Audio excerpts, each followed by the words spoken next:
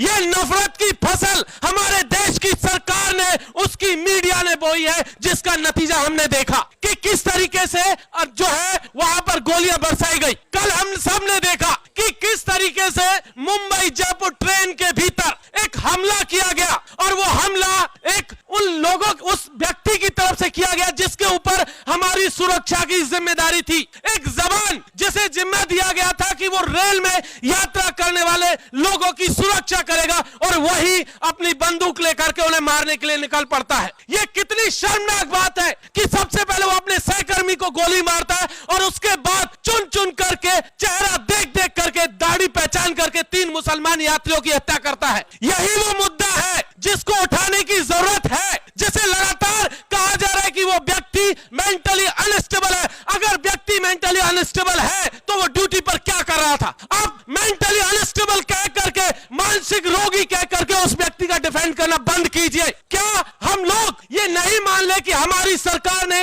इस देश के नागरिकों के ऊपर एक सबसे बड़ा सवालिया निशान लगा दिया गया है कि अगर आप कहीं सड़क पर चल रहे होंगे, कहीं यात्रा कर रहे होंगे, तो हो सकता है कि सरकार का कोई व्यक्ति जिसे हमारी सुरक्षा की जिम्मेदारी है या किसी और तरीके की जिम्मेदारी हो जिसके ऊपर है, वो हमारी हत्या नहीं कर देगा। यह सवाल यहां से पूछा जाना चाहिए। यह सवाल भी यहां से पूछा जाना चाहिए कि जिस व्यक्ति ने नासिर और जुनैद की मेवात के भीतर हत्या की थी, जिसे जिंदा जला दिया गया था, जिस व्यक्ति के ऊपर आरोप था, वो व्यक्ति खुलेआम वहां यात्राओं में शामिल होने की धमकी देता है, और शामिल होने के बाद मेवात को दंगे में झोंक दिया जाता है। यह सवाल यहां से एकदम से पूछा जाना चाहिए।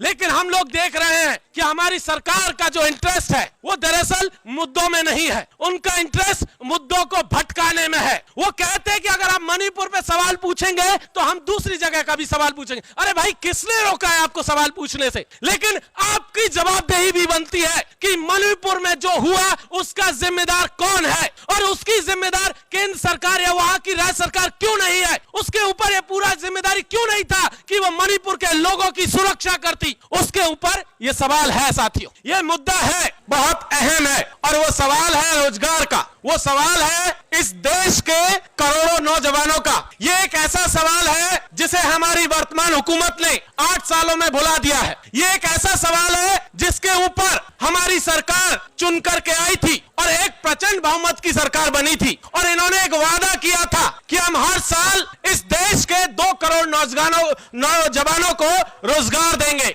लेकिन हम सबने देखा कि उस वादे का क्या हुआ, उस मुद्दे का क्या हुआ। पिछले 8 सालों में जब भी हम देखते हैं तो पता चलता है कि रोजगार के सवाल को कंप्लीटली गायब कर दिया गया है। उसे भुला देने की साजिश लगातार चल रही है। वो नहीं चाहते, इस देश का हुक्मरान नहीं चाहता कि रोजगार के सवाल पर बात हो, नौजवानों के सवाल पर बात हो, दलितों के सवाल पर कोई बात हो, आदिवासियों के सवालों पर कोई बात हो, पिछड़ों के सवालों पर कोई बात हो। जब रोजगार की बात करते हैं हम लोग तो क्या कहा जाता है? कहा जाता है कि हिंदू खतरे में है। अब रोजगार की बात करेंगे तो कहा जाएगा कि पाकिस्तान में टमाटर महंगा है। आप जब रोजगार की बात करेंगे तब किसी और तरीके का मुद्दे पर ध्यान आपका आकर्षित किया जाता है। लेकिन हम सब देखते हैं कि पिछले 8 सालों में मुद्दे को लगातार डाइवर्ट किया जाता रहा है। जब हम लोगों ने रोजगार की बात की, हम सब ने देखा कि किस तरीके से आर्मी में जो भर्तियां थी उनको डाइल्यूट किया गया, अग्निवीर के नाम से भर्तियां शुरू कर दी गई, और उनमें भी कई तरीके का अभी भी घालमेल चल रहा है। लेकिन सवाल सिर्फ एक नहीं है रोजगार का। अभी भी हम लोगों ने देखा कि किस तरीके से पिछले 8 सालों में नफरत की जो फसल इस देश की सरकार ने बोई थी, उसका नतीजा पिछले 3 महीने से मणिपुर झेल रहा है। हम सब ने देखा कि मणिपुर को किस तरीके से दंगों में झोंक दिया गया। मणिपुर के सवाल को भी इसी तरीके से भुला देने की कोशिश हमारी सरकार कर रही है। जब उनसे सरकार से सवाल पूछा जाता है कि आप जवाब दीजिए कि मणिपुर में आदिवासी महिलाओं को नंगा करके परेड किया गया, आप कहां है? इस देश का प्रधानमंत्री चुनाव से पहले 2017 में जब मणिपुर में जाता है तो कहता है कि जो लोग मणिपुर की प्रशासन को नहीं संभाल सकते हैं उन्हें गवर्नेंस करने का कोई हक नहीं। क्या वो सवाल आज उन्हीं से नहीं पूछा जाना चाहिए? अभी क्या चल चल रहा है। अभी 3 दिन पहले इस देश की संसद से एक बिल पास हुआ। यह बात करना यहां से बहुत जरूरी है, क्योंकि यहां दिल्ली के जंतर मंतर पर जो बात की जाती है वो देश के अलग अलग हिस्सों में जाती है। 3 दिन पहले बिल पास किया गया, कहा गया कि यह जो बिल है जिसका नाम था वन संरक्षण अधिनियम 2023, क्या कहता है वन संरक्षण अधिनियम 2023? वो कहता है कि इस देश के किसी भी हिस्से में जो जमीन है उसको सरकार जब चाहे अपने कब्जे में ले सकती है। वो सफारी पार्क के नाम पर ले सकती है, वो टूरिस्ट पैलेस के नाम पर ले सकती है, वो सिक्योरिटी रीजन से ले सकती है, किसी और वजह से अपने कब्जे में ले सकती है। दरअसल ये जो जमीन छीनने का जो मसला है, इसके जरिए सरकार दरअसल इस बिल के जरिए आदिवासियों की जमीन छीनने जा रही है, क्योंकि सिर्फ इस देश में आदिवासी इलाका ही ऐसा इलाका है जिनकी जमीनें कानूनों के माध्यम से या इस देश के संविधान के माध्यम से सुरक्षित थी। अब वो सुरक्षा भी हटा ली गई है उसी पार्लियामेंट के माध्यम से। मणिपुर का झगड़ा भी इसी जमीन को लेकर के है, क्योंकि मणिपुर की जमीनें आदिवासियों के पास है और वो चाहते हैं कि मैतेइयों को उसमें शामिल करके और उस जमीन पर कब्जा कर लिया जाए। और इसी तरीके से वन संरक्षण अधिनियम बिल उसी चीज को आगे बढ़ाने के लिए लाया गया है। सिर्फ इतना नहीं है, हम सब ने देखा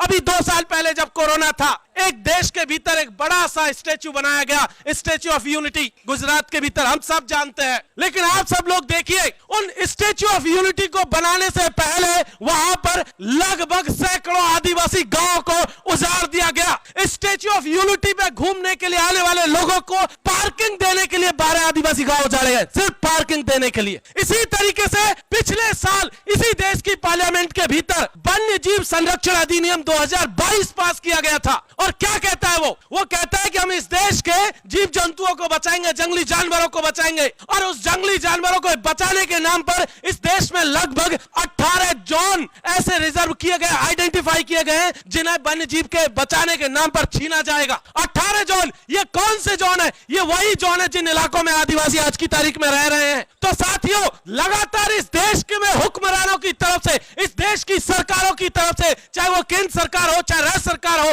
वो लगातार आदिवासियों के मसले पर एकदम से चुप्पी साध जाती है। वो नौजवानों के रोजगार के सवाल पर चुप्पी साध जाती है, महिलाओं की सुरक्षा के सवाल पर चुप्पी छा जाती है उनके मुंह में। लेकिन हम लोग चुप रहने वाले नहीं है। एक चीज हमें यहां से इंश्योर करनी है, और वो यही इंश्योर करना है कि या तो मोदी जी जवाब देंगे और नहीं तो 2024 में मोदी जी को हम जवाब देंगे, क्योंकि ये वक्त वही है। अगर आप इसी तरीके से चुप रहे तो किसी अग्निवीर के नाम पर आपका रोजगार छीन लिया जाएगा, किसी और नाम पर आपका रोजगार छीन लिया जाएगा। अभी हम सब ने देखा 3 दिन पहले ही इस देश प्राइम मिनिस्टर और उनके बाकी साथियों ने एनईपी का उद्घाटन किया था। एक नया भवन इधर प्रगति मैदान की तरफ बनाया गया है। उसमें कहा गया एनईपी पर बड़ा सारा एक पूरा का पूरा स्टेज सजाया गया, बड़ा प्रोग्राम किया गया। आपको मालूम है एनईपी कहता क्या है? न्यू शिक्षा नीति 2020 जिसको अब से लागू किया गया, वो कह रहा है, वो कहता है कि इस देश का पब्लिक फंडेड एजुकेशन सिस्टम, वो संस्थान जहां पर सरकार की तरफ से वित्तीय मदद मिलती है, उन तमाम तरह की वित्तीय मदद को खत्म किया जाए, उसकी जगह सेल्फ फाइनेंसिंग मोड में इंस्टीट्यूट को चलाया जाए। सरकार अपना पैसा देने से मना कर रही है और इसका नतीजा यह हुआ कि जेएनयू ने पिछले सालों में 500 करोड़ का कर्ज लिया और दिल्ली विश्वविद्यालय 1000 करोड़ का कर्ज लेकर के बैठा हुआ है। उनको कहा जा रहा है कि आप लोन लीजिए और लोन लेकर के अपने विश्वविद्यालय चलाइए, कॉलेज चलाइए, इंस्टीट्यूट चलाइए, और अगर नहीं चला सकते तो फंड जनरेट कीजिए या फिर आप किसी दूसरे इंस्टीट्यूट के साथ मर्जर हो जाइए, क्लोजर हो जाइए, या फिर आपको कोई तीसरा टेक ओवर कर लेगा। तो साथियों, जो ये पूरा का पूरा सिस्टम है, दरअसल ये हमारी पूरी की पूरी व्यवस्था ने हम सबको आइसोलेट कर दिया है, हमें कंप्लीटली इग्नोर कर दिया है। और इग्नोर करके दरअसल इस पूरे के पूरे सिस्टम ने अपना पूरा फोकस अपने कुछ पूंजीपति दोस्तों की पूंजी को बढ़ाने में लगा दिया है। और इसीलिए ये जरूरी है कि ये देश सिर्फ किसी 2 और 4 पूंजीपतियों का देश नहीं है, किसी अडानी और अंबानी की जागीर नहीं है। ये देश इस देश के मेहनतकश लोगों का देश है, और ये उन लोगों का देश है जिन्होंने इस देश को बनाया है, जो इसकी बुनियाद में है, जो सुबह से लेकर शाम तक अपने खून पसीने की कमाई करते हैं और शाम को जाकर के अपने घर में अपना पेट भरते हैं। यह उन लोगों का देश है। और अगर सही मायने में हमें उस सपने को पूरा करना है जो हमारे पुरखों ने संविधान को बनाते समय देखा था, तो हमारे लिए यह जरूरी है कि हमारी ये जो सरकार है, जो फासिस्ट कम्युनल कास्ट सरकार है, इसे हमें उखाड़ फेंकना होगा। बहुत बहुत शुक्रिया। इंकलाब जिंदाबाद। जय भीम। हुल जोहार।